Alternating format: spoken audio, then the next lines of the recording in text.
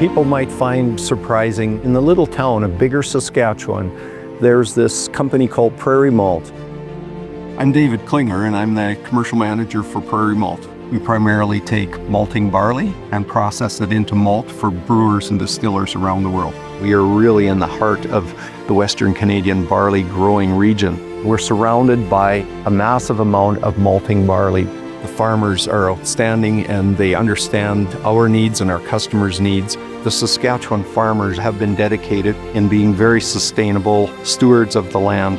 And thanks to the capability and expertise of the Crop Development Center at the University of Saskatchewan, we've been able to develop a lot of new varieties for the benefit of farmers and our customers. And when we ship the final product, we have access to good rail connections to markets around the world.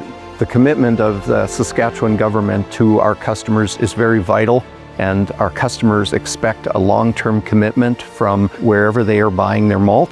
The relationship is going to get stronger. Saskatchewan is committed for the long term.